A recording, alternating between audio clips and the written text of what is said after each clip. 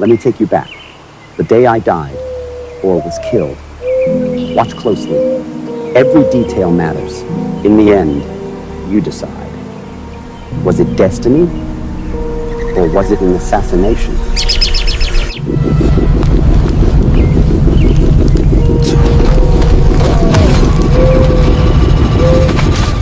Hong Kong, July 20th, 1973. The sun rises again and the streets breathe as always. Yet inside me there is a strange stillness. Sometimes the spirit feels the storm long before it arrives. Another day begins, but today time touches me differently. I breathe, I live, and I greet life. Yet this dawn feels different. The air carries a weight I cannot name. I hear the city breathing outside, its endless rhythm, its promises, its deceptions. Today, paths will cross, some with laughter, some with hidden knives behind their smiles.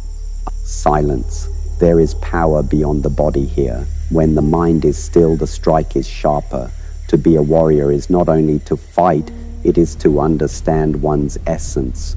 The face in the mirror always whispers the same truth.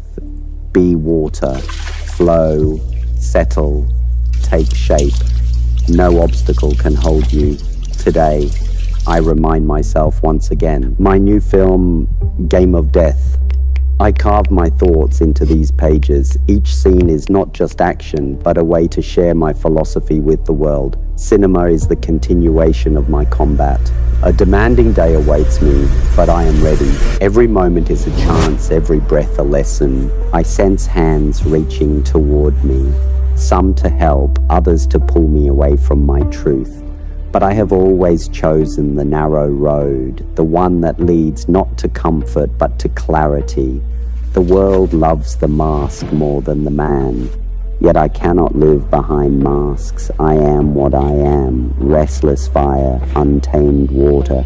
Perhaps this day will test what I cherish and expose what I despise. Perhaps time itself waits in the corner, watching, whispering that change is near. Still I rise, for even if the day hides shadows, I will meet it with movement, not fear. I go now to meet Raymond Chow. Together we shape the future of Game of Death. But destiny rarely respects our plans. And sometimes it is not we who write the final scene. As I walk, the city stares back. Faces blur, some curious, some watching too closely. Who truly stands with me? Who hides their hunger behind polite words? The neon lights promise immortality, yet they flicker and die like candles.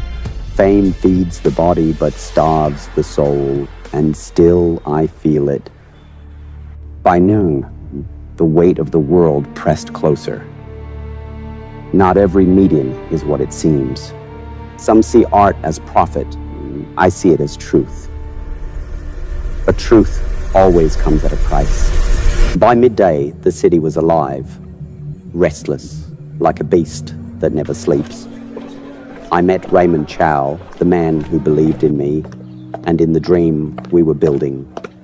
Over cups of tea and words heavy with ambition, we spoke of the game of death. But while others saw a film, I felt it was more a mirror of life itself. As I sat among the noise, the smoke, the endless chatter of deals and promises, I realized how fragile everything was. They spoke of money, of fame, of schedules. I thought only of truth, truth in movement, truth in spirit. When the room emptied, I stayed behind. I looked through the window. The streets were crowded, but inside, I felt alone. They see a star. I feel a storm. Another meeting, another handshake, another promise made. Every word tied me deeper into a web, threads of destiny I could not untangle. And as I stepped outside, the afternoon sun burned on my face. Every meeting, every plan, every choice, it all carried me closer to the end I could not see, but could already feel.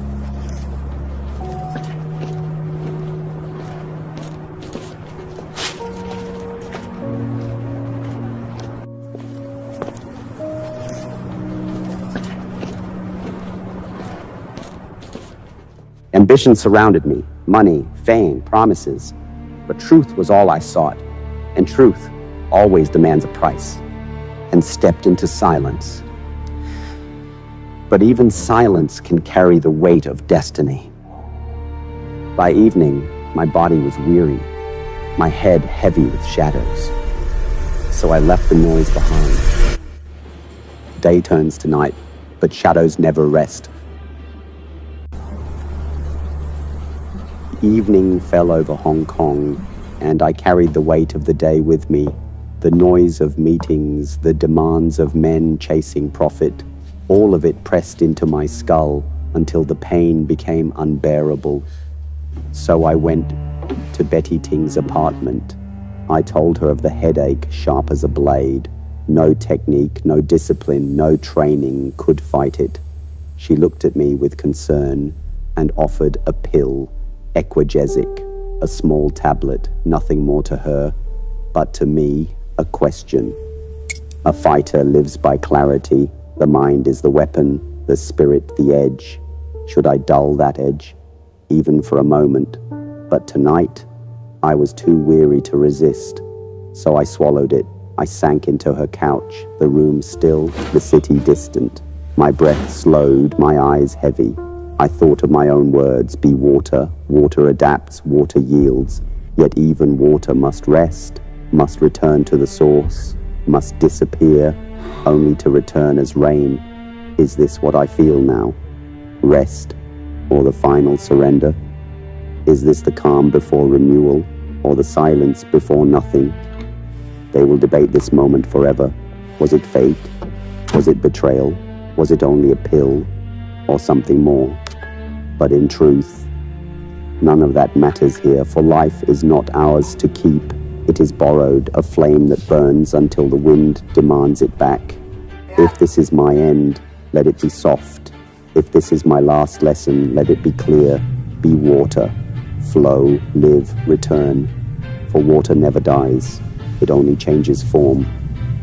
Night falls, silence deepens. In that silence, the body fades, but the spirit continues. Death is not an end, it is a doorway. What you are about to see is not the fall of a man, but the rise of a legend. The night has a weight, heavier than stone. In this room, silence becomes a living thing, wrapping itself around every breath, every flicker of light. Betty sits nearby, her eyes restless, her hands clenching, unclenching. She knows something is wrong, though she cannot name it. And I drift. The body lies here, on this couch, but the spirit begins to wander. Pain, dull, distant, like thunder far away. My heartbeat echoes like drums in an empty valley, fading, returning, fading again.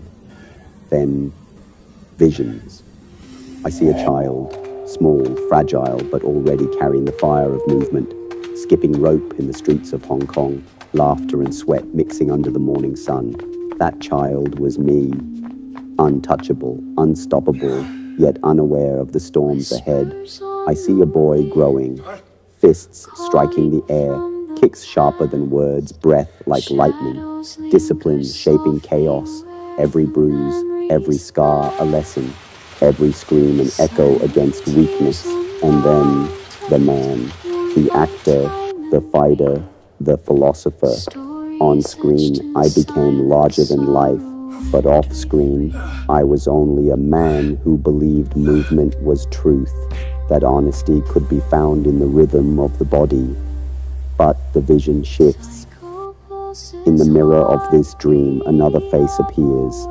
An older man, wrinkled, slower, but alive. I was never allowed to reach him. But here he stands, staring back at me. His eyes say what words cannot. Had you lived, you would still be searching for water, for truth, for freedom.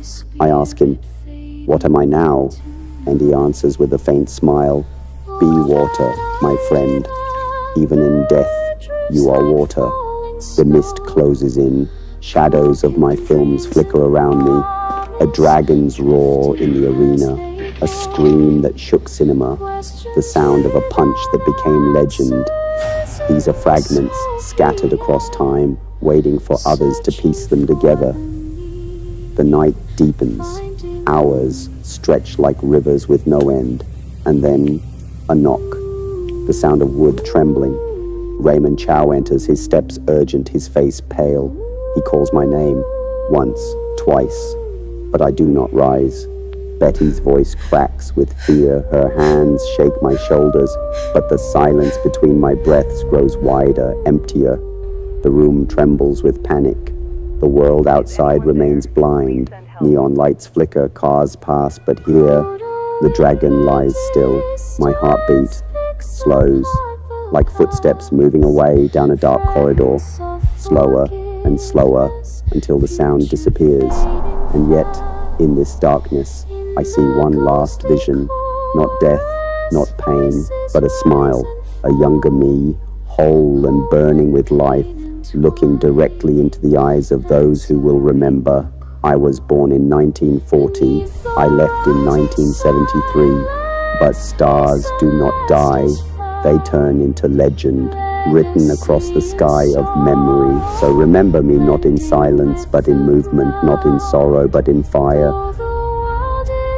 But in fire, for a star never dies.